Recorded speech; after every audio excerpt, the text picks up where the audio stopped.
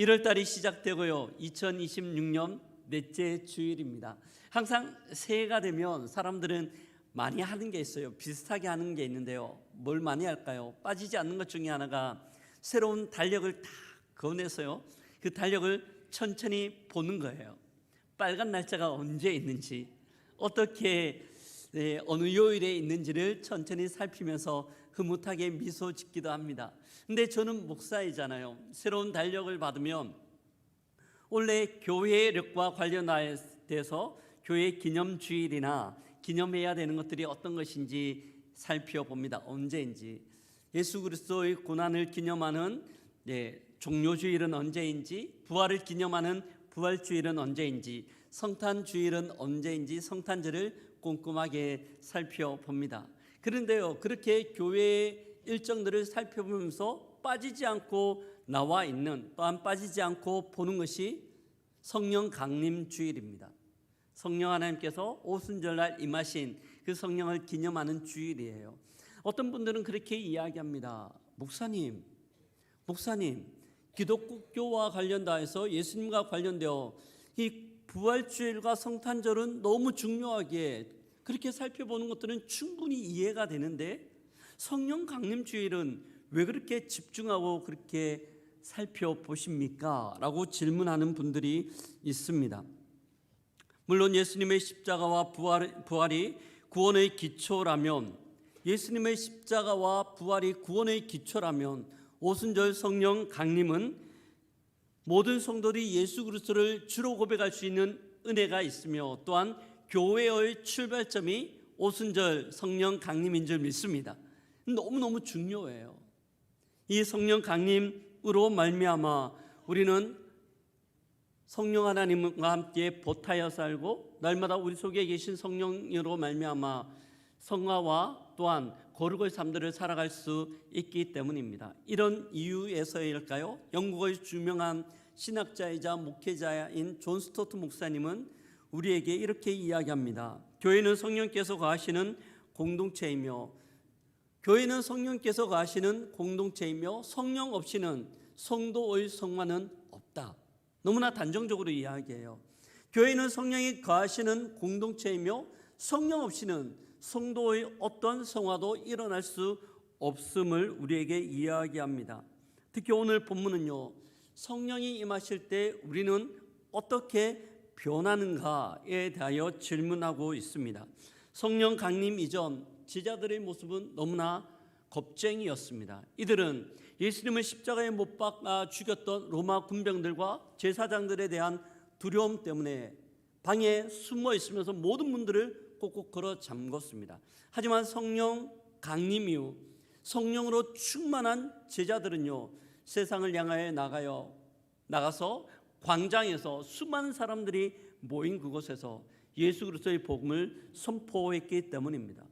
어떻게 이렇게 갑작스러운 변화가 일어날 수 있었을까요? 그 중심에는 성령 강림, 성령의 은혜가 그들 가운데 있었기 때문입니다.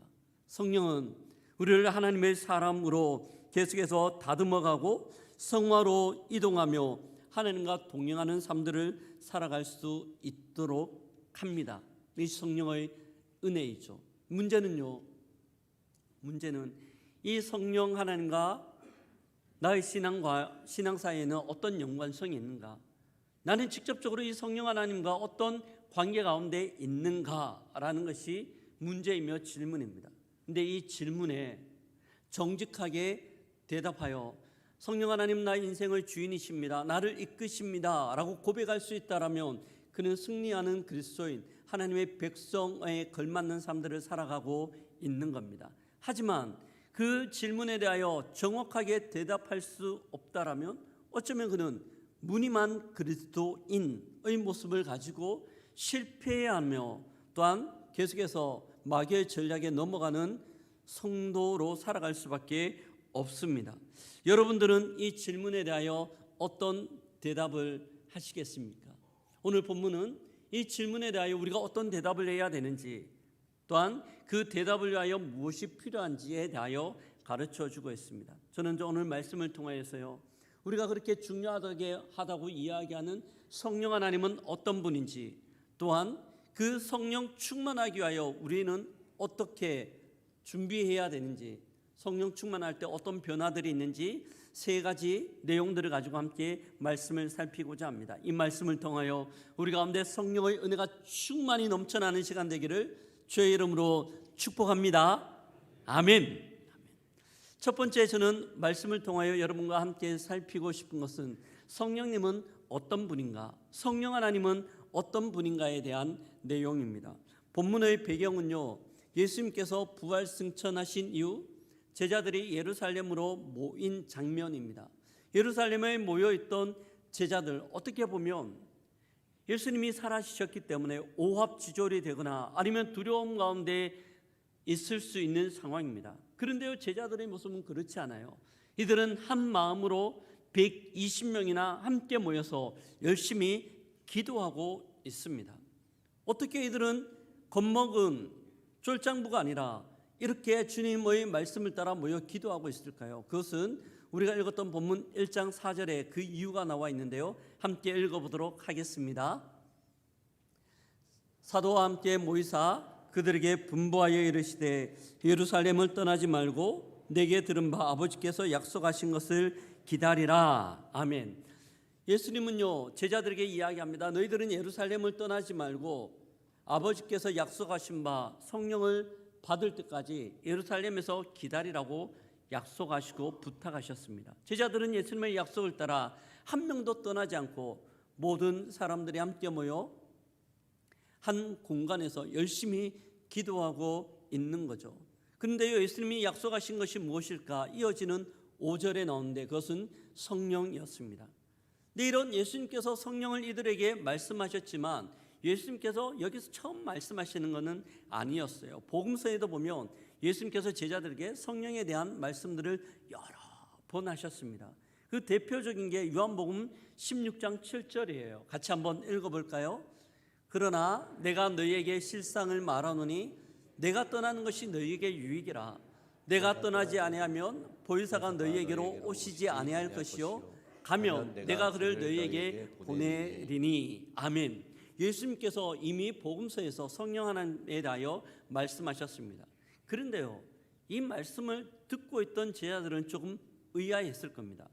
이 당시만 하더라도 제자는 열심히 예수님을 쫓아다니고 있었잖아요. 그런데 예수님께서 말씀하시는 것이 내가 너희를 떠나는 것이 너희에게 유익이다라고 말씀합니다. 좀 이상하죠. 아마 제자들은 너무나 의아했을 거예요.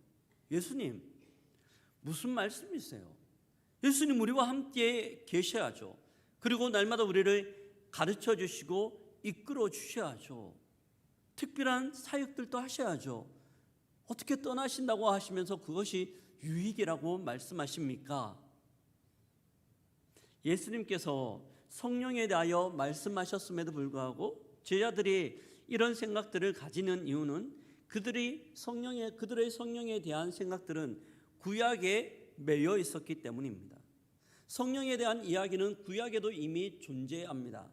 하지만 특별히 구약의 성령은요, 특정인에게 특별한 기간만 임하였던 성령이었습니다. 선별적이고 일시적이라고 할 수 있습니다. 사사기를 한번 볼까요? 사사들은 그들의 사역이 시작될 때 하나님의 영으로 충만했습니다. 하나님의 영이 그들에게 임했죠. 대표적인 게 삼손입니다. 하나님의 영이 삼손에게 임하자 강력한 힘이 생기고 어느 날은 나귀 턱뼈 하나로 무려 1000명이나 되는 블레셋 모든 군대를 몰살시켰습니다. 엄청나죠. 그에게 힘이 있었기 때문이 아니라 주의 영, 성령이 그와 함께 했기 때문입니다. 그런데요, 이 성령은 일시적이어서 모든 사역이 마무리되거나 아니면 그가 죄를 지을 때 그로부터 떠나게 됩니다. 삼손이 하나님의 말씀을 어기고 그의 머리에 삭도가 되어질 때 성령이 떠나죠. 더 이상 그 힘이 발휘되지 않습니다. 그는 블레셋의 포로로 잡혀 눈이 뽑히는 비참한 모습을 당하게 됩니다. 이스라엘의 첫 번째 왕 사울도 마찬가지예요. 그가 처음 왕이 될 때는 성령이 그에게 있었지만 그가 교만하여 하나님 앞에 범죄할 때 성령이 그를 떠나게 됩니다. 성령이 그를 떠나는 거죠. 대신 악령이 그에게 들어오게 됩니다. 다윗 또한 우리아의 아내 밧세바를 범하고 우리아에 대한 살인 교사 죄를 범하고 난 이후 그는 그 죄 때문에 하나님 앞에 처절하게 기도하죠. 시편 51편이에요. 주의 성령을 내게서 거두지 마옵소서. 주의 성령을 내게서 거두지 말라고 이야기합니다. 구약 시대의 성령은 특정인에게 특정한 시기에만 역사하였던 시기였습니다. 제자들은 이 구약의 성령에 그들의 생각이 국한되어져 있습니다. 그래서 구약은 성령에 대하여 언제 성령을 우리에게 보내주시겠습니까? 언제 성령이 우리에게 임하겠습니까? 갈망의 시대였고 기다림의 시대였습니다. 이런 갈망과 기다림의 시대 가운데 그리스도께서 오셨죠. 그리고 이 제자들을 향하여 또한 예수님을 따르는 무리들을 향하여 성령에 대하여 말씀하셨는데요. 근데 구약 시대와는 너무나 차이나는 엄청난 변곡점을 마련하는 말씀들을 하시는 거예요. 요한복음 4장 17절의 말씀입니다. 함께 읽어보겠습니다. 그는 진리의 영이라 세상이 너희 그를 보지 못하나니 이는 그를 보지도 못하고 너희는 그를 아나니 그는 너희와 함께 거하시며 또 너희 속에 계시겠음이나. 노란색을 보면요, 그는 너희와 함께 거하시며 또 너희 속에 계시겠음이라 말씀하고 있습니다.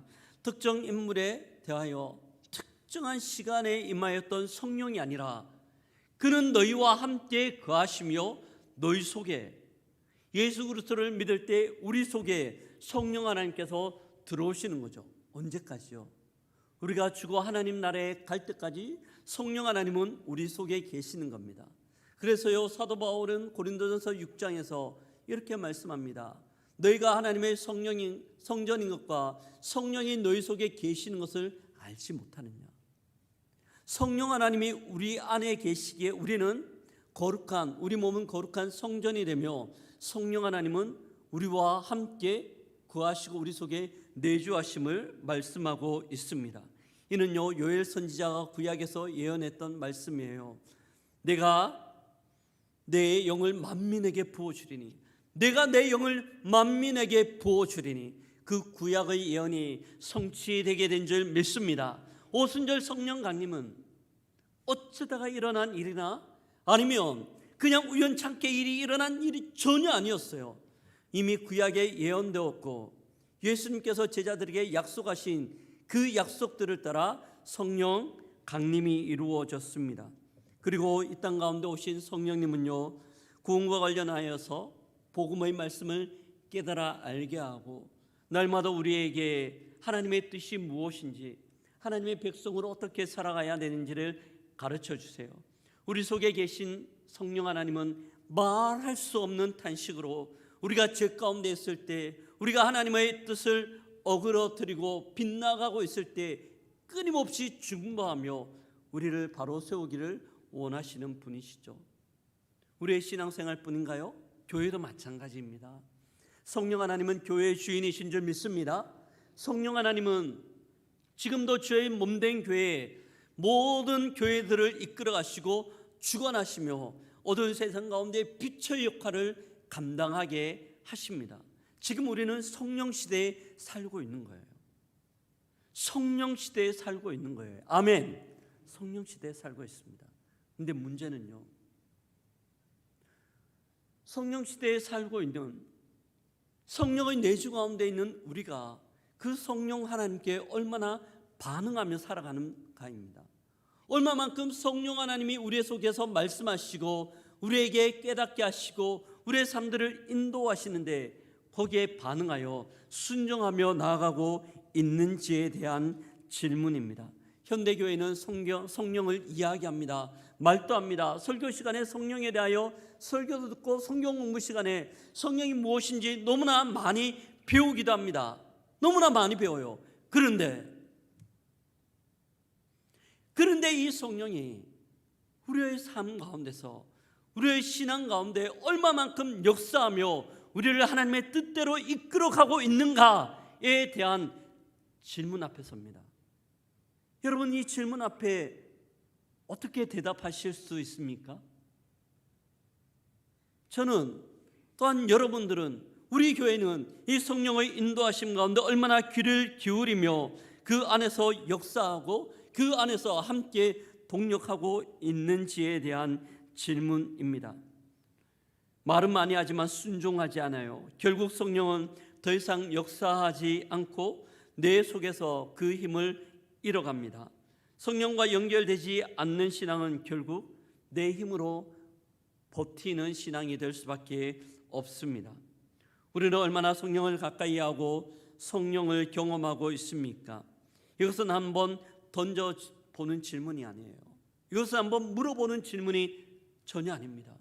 이 질문에 따라 우리는 살아있는 신앙인이라 이야기할 수 있지만, 반면 이 질문에 따라 우리의 신앙은 죽어 화석이 되어진 신앙이라고도 이야기할 수 있기 때문입니다. 너무나 중요한 질문이에요. 우리의 신앙이 살았는가 죽었는가를 평가하는 절대적 질문이기도 합니다. 이 질문에 대하여 존 비비어 목사님은요, 그의 책 성령에서 이렇게 우리에게 말씀합니다. 함께 읽어보겠습니다. 성령님은 우리의 삶의 조언이 아니라 주인공이 되셔야 한다. 그분을 무시하는 것은 하나님의 능력을 거부하는 것이며 결국 스스로의 힘으로 고분분투하다 영적 고갈에 이르게 된다라고 말씀합니다.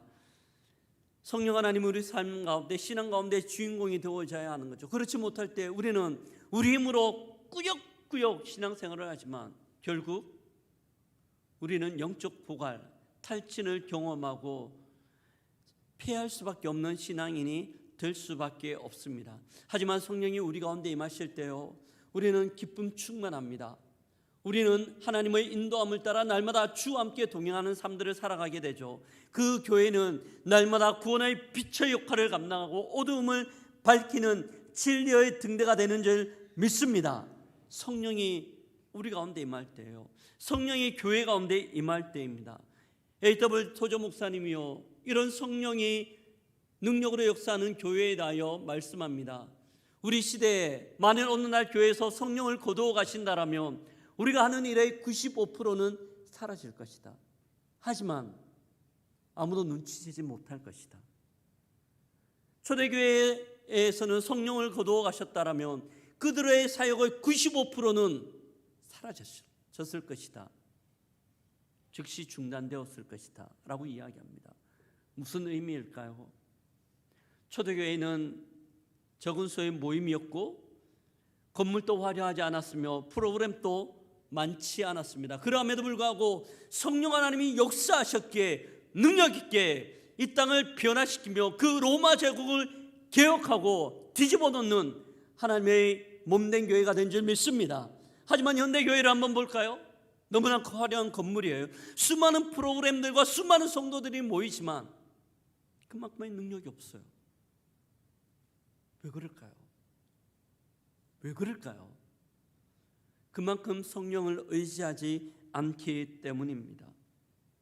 성령 하나님이 우리와 함께 하실 때 우리는 비로소 승리하며 기쁨과 감사로 주님 앞에 나아갈 수 있는 거죠.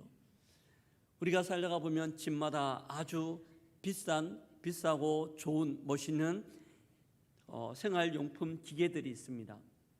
너무나 유용하게 씁니다. 그런데요, 아무리 비싸고 아무리 화려하고 성능이 좋다 하더라도 그 가전제품이 전원에 콘센트가 꽂히지 않으면 그 가전은 고철덩어리에 불과합니다. 그런데요, 그 가전이 콘센트에 꽂히는 순간 완전히 달라지죠. 모든 기능들을 다 하기 때문입니다. 초대교회 성도들이 박해 속에서도 기뻐할 수 있었던 이유들은 그들의 능력 때문이 아니었어요. 그들이 가지고 있는 프로그램이나 그들이 가지고 있는 어떠함이 아니었어요. 그들 가운데 역사하시고 그들을 인도하시는 성령 때문인 줄 믿습니다. 우리 모두 이런 성령으로 충만하기를 주의 이름으로 축복합니다. 고현교회가 성령 충만한 교회 되기를 주의 이름으로 축복합니다. 그럴 때 우리는 세상을 호령하는 하나님의 사람이 될 수 있는 거죠. 성령 충만이 너무 중요합니다. 이게 성령이에요. 두 번째 같이 살펴보고 싶은 것은요, 그렇다면 어떻게 하면 우리가 이런 성령 충만을 경험할 수 있을까입니다. 어떻게 하면 성령께 지배당하는 승리의 삶들, 기쁨과 감사의 삶들을 살 수 있을까에 대한 질문이에요. 본문은 그 비결들을 우리에게 말씀해 주고 있습니다. 예수님이 떠나고 난 이후 제자들은 오합지졸이나 두려움 가운데 있지 않았습니다. 이들은 약속하신 성령을 기다리고 있었어요. 이들에게 성령은 있으면 좋고 없어도 괜찮은 그런 존재가 전혀 아니었습니다. 이들은 기대하는 마음과 사모하는 마음으로 열심히 기도하며 기다렸어요. 이들의 기다림의 마음이 어느 정도였는지를 본문이 우리에게 던져주고 있는데요. 2장 1절을 보면 성령 강림이 일어났던 시간적 배경을 우리에게 이야기해 줍니다. 언제라고 이야기합니까? 언제라고 이야기해요? 오순절입니다. 여러분, 시간적으로 오순절이 언제인지 아십니까? 절기적으로 계산하면요, 오순절은 유월절이 끝나고 난 이후 50일째 되는 날이 오순절입니다. 예수님께서 유월절 전날 십자가에 못 박히시고 유월절이 끝나고 첫날 부활하셨습니다. 그리고 부활하신 예수님은 40일 동안 이 땅 가운데 제자들과 함께 계셨습니다. 그리고 승천하셨죠. 오순절날 성령이 임하였다라면 제자들이 예수님의 약속하신 약속을 따라 기다렸던 시간이 얼마 정도 될까요? 약 10일 정도 됩니다. 너무 어려운 산수인가요? 10일 정도 기다렸습니다. 근데 이들은 함께 모여 기도하며 기다렸어요. 하루가 지납니다. 별로 차이가 없는 거예요. 이틀째 또 모여서 기도하며 기다립니다. 이틀째도 별로 차이가 없는데요. 그렇게 3일째 삼세판이란 마음으로 이제 주시겠지 싶어서 열심히 모여 기도하는데 아무 변화가 없는 거예요. 그렇게 한 일주일 정도 지났다고 한번 생각해 보면 어떨까요? 여러분이 만약에 이런 제자들의 입장이었다면 일주일 동안 기다렸는데 변화가 없어요. 마음이 어땠을까요? 좀 초조함과 불안함들이 있지 않을까요? 기다림은 쉬운 일이 아니기 때문입니다. 하지만 제자들은 10일이 지나도 떠나지 않았고 다 같이 한 곳에 모였습니다. 아무 일도 일어나지 않는 것처럼 보이고 기도에도 변화가 없었어요. 약속의 말씀이 계속해서 메말라가는 시점이었습니다. 근데 이 말씀을 준비하며 제 가운데 문득 그런 질문들이 하나 생겼어요. 왜 예수님은 성령을 약속하셨음에도 불구하고 바로 보내주지 않았을까? 바로 보내주셨다라면 이런 기다림도 없을 건데 바로 성령 충만할 수 있었는데 왜 그랬을까에 대한 질문입니다. 이 질문을 가지고 성경을 계속해서 살피는데요, 성경은 말씀하지 않아요. 그런데 일반적으로 우리가 생각해 보면 그러했겠구나 생각할 수 있습니다. 만약 예수님께서 제자들이 기다리던 중에 기도하던 중 바로 그날이나 그 다음날 성령을 보내주셨으면 어땠을까요? 물론 너무나 좋았을 겁니다. 너무나 기뻤을 거예요. 하지만 시간이 계속해서 지나며 그들의 가운데 기다림이 그렇게 깊지 않았기에, 사모하는 마음들이 그렇게 깊지 않았기에 당연한 것처럼 그냥 별반 감흥 없이 이 성령을 받았을지 않았을까 생각합니다. 이것이 인간적인 보편적인 반응이기 때문이죠. 하지만 하나님은 10일 동안 이들을 기다리게 하셨습니다. 어떻게 보면 그 기다림의 시간은 초조함과 어쩌면 길게 느껴지는 시간이었지만, 하지만 제자들에게는 그 시간이 하나님을 더욱더 사모하며 성령에 대한 기대함들을 가지고 있는 시간이었어요. 그리고 그 기다림을 통하여 주님은 이들의 내면을 비우셨습니다.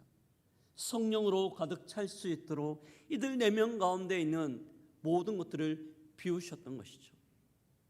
저는 어릴 때 시골에서 자랐습니다.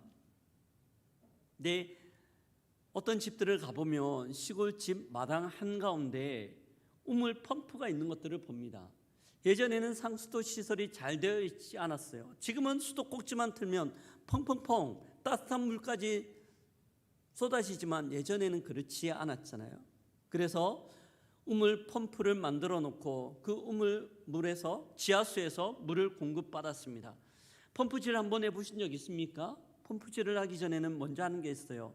한 바가지로 2바가지 내지 3바가지의 물을 그 입구에 넣습니다. 흔히 이것을 마중물이라고 이야기합니다. 물을 붓고 난 다음 이 펌프질을 열심히 합니다. 어떻습니까? 펌프질을 한다고 해서 바로 시원한 지하수 물이 콸콸콸 쏟아 나오나요? 그렇지 않아요. 몇 번 할 동안 피쉬 피쉬 이런 쇳소리만 나옵니다. 물이 잘 나오지 않아요. 그런데요, 이 물이 잘 나오지 않기 때문에 펌프질하는 것들을 멈추면 어떻게 될까요? 더 이상 물을 공급받을 수 없죠. 하지만 계속해서 이 펌프질을 하다가 보면 4번, 5번 하다가 보면 바로 지하수가 펑펑펑 쏟아지는 것들을 봅니다. 밖에서 보기에는 아무 일도 일어나지 않아요. 그냥 헛수고하는 것처럼, 아무 일도 일어나지 않는 것처럼, 그냥 그렇게 그치는 것처럼 생각됩니다. 하지만 그 지하수 물은 펌프질을 하는 기간 동안 밑에서 위로부터 계속해서 올라오고 있는 중이었습니다. 이 오순절 마가의 다락방 가운데서 10일 동안 기도하는 것도 마찬가지였어요. 이들은 기도를 멈추지 않았습니다. 하루 이틀, 3일, 일주일, 10일 동안 기도했어요. 외적으로 보면요, 이들 가운데 방언도 없었고요, 성령의 능력도 나타나지 않았습니다. 하지만 기억해야 하는 것은 이들이 10일 동안 기도하는 그 기간 동안 이들의 기도는 긴 파이프가 되어 펌프질이 되어 하늘의 능력에 맞닿아 있었고, 그 능력이 조금씩 이들에게 공급되는 것들을 준비한 시간인 줄 믿습니다. 이것이 이들이 기다리고 고대하며 기도하였던 10일간의 시간입니다. 사랑하는 성도 여러분, 여러분의 신앙이 또한 우리의 신앙 가운데 아무 일도 일어나지 않는 침묵의 시간을 지나고 계신 분이 계십니까? 내가 하나님의 약속을 붙들고 열심히 기도하지만, 열심히 주의 은혜를 구하지만은 아무 일도 일어나지 않아요. 그래서 어떨 때는 실망할 때도 있어요. 어떨 때는 포기하고 싶은 마음이 들 때도 있습니다. 혹 그런 구간에 놓여 있는 분들이 있습니까? 잊지 마십시오. 잊지 않아야 됩니다. 이 시간은 기다림의 시간이에요. 이 시간을 통해 우리를 비워내고 하나님의 은혜를 담을 그릇들을 준비하는 시간입니다. 이를 통해 우리 가운데 성령 충만, 하나님의 은혜로 채워지는 거죠. 사도 바울은요, 성령 충만에 대하여 성령 충만을 조금 받으면 어떻겠니? 그렇게 이야기하지 않아요. 에베소서 5장에서 말씀하죠. 술 취하지 말라. 술 취하지 말라. 이는 방탕한 것이니 오직 성령의 충만을 받으라. 아멘. 성령 충만을 받으라고 명령하고 있습니다. 성령 충만은 꼭 있어야 되는 필수예요. 선택이 전혀 아니죠. 이 성령 충만을 위하여 우리는 어떻게 해야 됩니까? 열심히 함께 모여 기도해야 되는 줄 믿습니다. 왜 성령 충만이 필요해요? 지금 우리가 살아가는 시대는 너무나 악해요. 마귀가 우는 사자처럼, 어떨 때는 광명의 천사처럼 우리를 꼬시기도 하고 우리를 위협하기도 하며 하나님의 사람의 길에서 이탈하게 만들기 때문입니다. 너무나 강력해요. 어떻게 그 유혹을 이길 수 있습니까? 내가 목사라고? 장로라는 직분 때문에? 권사, 안수집사, 집사? 내가 무슨 사역을 하고 있기 때문에? 전혀 아니죠. 내가 어떤 일을 하고 있기 때문에 그것도 아니에요. 오직 성령 충만인 줄 믿습니다. 성령 충만만이 우리가 영적 전투에서 승리할 수 있는 유일한 비결이에요. 유일한 비결입니다. 어떤 것도 우리를 그렇게 승리할 수 있도록 만들 수 있는 것은 아무것도 없습니다.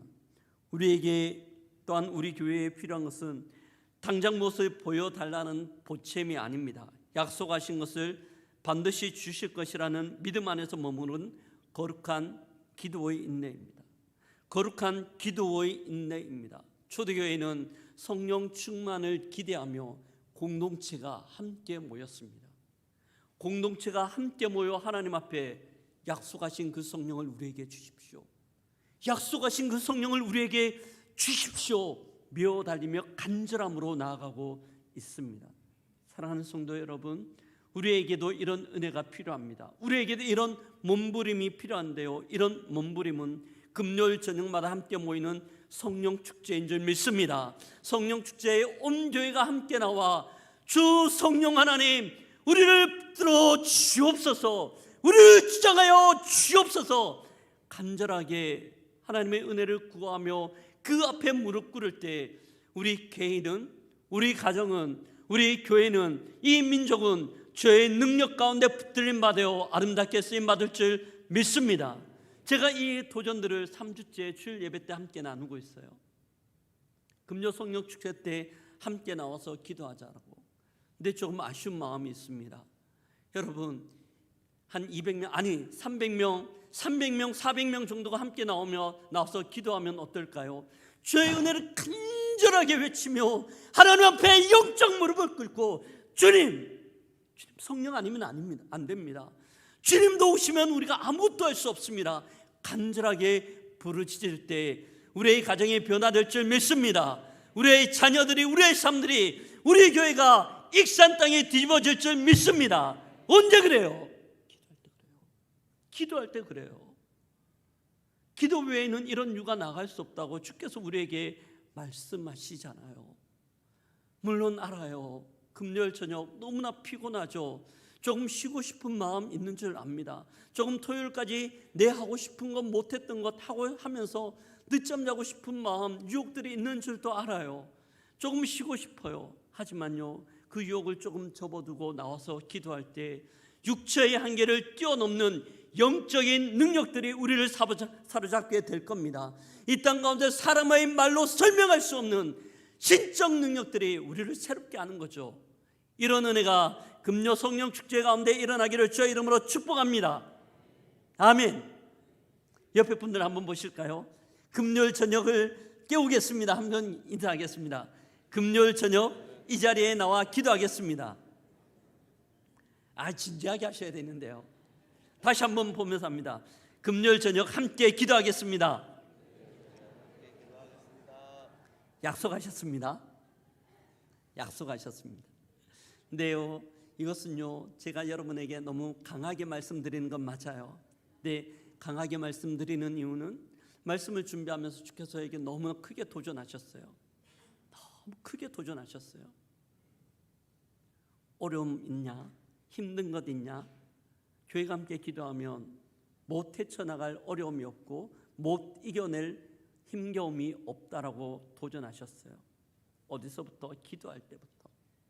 공동체가 기대하고 고대함 기다리며 기도할 때 이런 은혜가 임하게 되는 거죠. 마지막입니다.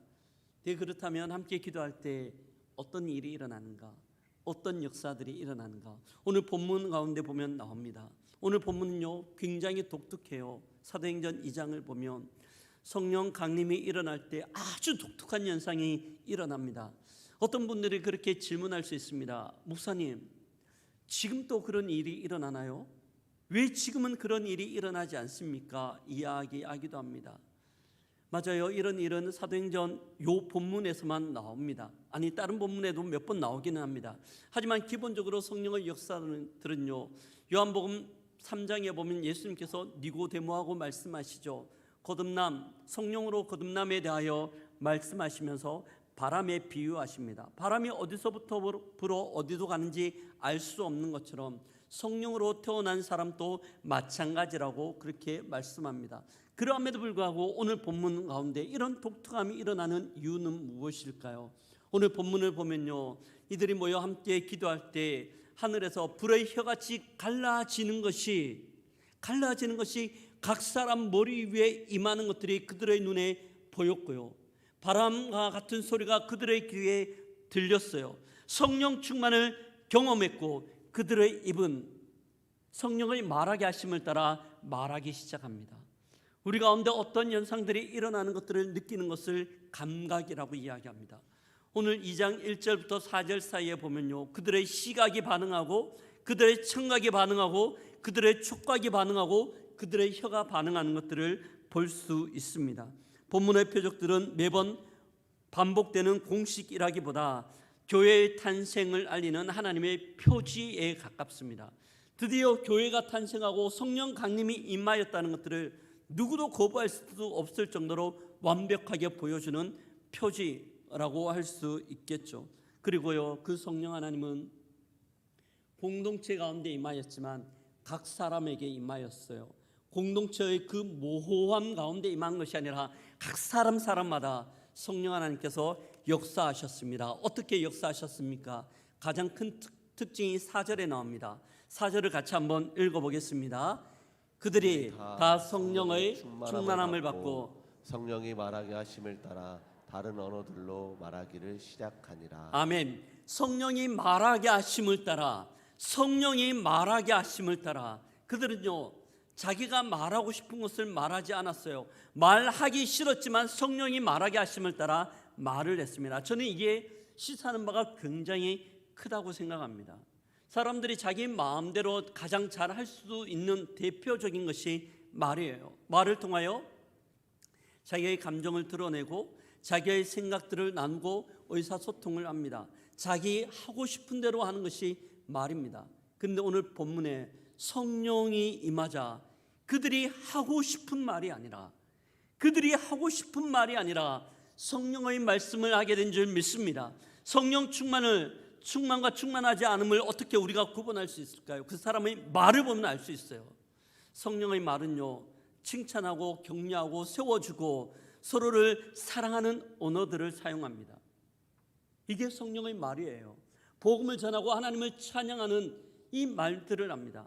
근데 성령 충만하지 않는 말들은요, 불평과 원망과 투정과 서로를 험담하는 말들과 분파를 짓는 말들과 지어낸 말들을 통해 공동체를 어지럽게 해요. 아, 내가 그렇게 말하고 있구나. 다시 생각해 봐야 됩니다. 저 또한 하루하루 지내면서요, 한 번씩 저의 언어들을 점검할 때가 있습니다. 내가 어떤 언어들을 사용하는가, 이 언어들을 점검하며 내가 성령의 지배 가운데 있는가를 살펴보기 때문이에요. 사랑하는 성도 여러분, 성령의 말을 할 수 있기를 주의 이름으로 축복합니다. 내가 하고 싶은 말이 아니라, 내 감정을 쏟아내는 말이 아니라 성령이 우리에게 주시는 강력한 은혜의 말을 하는 거죠.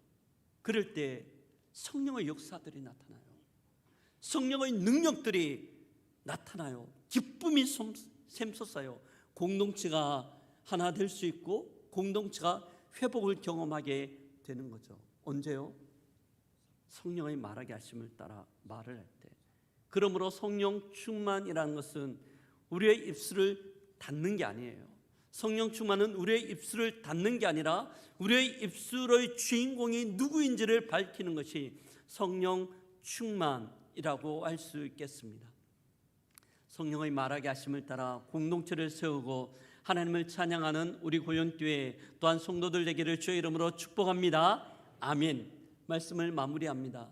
저는 오늘 여러분과 함께 성령 강림 또한 성령 충만에 대하여, 성령에 대하여 함께 말씀을 나누었습니다. 성령은 말하는 것도 아니고 알고 있는 지식으로 공부하는 것도 아니에요. 우리의 신앙생활 가운데 직접적으로 드러나는 것이 바로 성령이며 성령 충만입니다. 하나님을 아는 지식이라는 유명한 책을 지은 J.I. 패커 목사님이 이렇게 말씀합니다. 성령은 교회의 생명이요 교회는 성령의 놀이터다. 성령은 교회의 생명이요 교회는 성령의 놀이터다라고 말씀합니다. 성령 하나님으로 말미암아 교회가 움직여지는 것을 은유적으로 표현하는 겁니다. 예배를 마치면 우리는 또한 일주일의 삶들 가운데 나아갑니다. 어떻게 성령 충만해야 할까요? 저는 여러분과 함께 조금 도전적인 적용을 함께 나누고자 합니다. 설교 시간에 말씀드렸는데요, 금요 성령 축제에 함께 나와 주십시오. 함께 기도해 주십시오. 첫 번째입니다. 두 번째로는요, 이번 일주일 동안 밤 10시에 성령 충만을 위하여 기도하면 어떨까요? 우리 아이들의 성령 충만, 나의 성령 충만, 우리 가정의 성령 충만, 우리 교회의 성령 충만, 이 민족의 성령 충만을 위하여 단 한 가지 기도 제목들을 가지고 밤 10시에 기도해 주십시오. 제가 이번 한 주 동안 여러분들에게 교회에서 문자를 9시 정도에 발송해 드리겠습니다. 그날 기도 제목들을 함께 발송해 드리겠습니다. 그 문자 받을 때마다 10시에 기도해야지, 함께 기도해 주십시오. 주의 역사가 일어날 줄 믿습니다. 하나님께서 우리 교회를, 또한 우리 가정을, 우리의 자녀들과 우리 생애를 붙들고 멋지게 아름답게 사용할 줄 믿습니다. 성령 충만하기 때문입니다. 옆에 분들하고 한번 그렇게 고백할까요? 성령 충만한 성도 됩시다.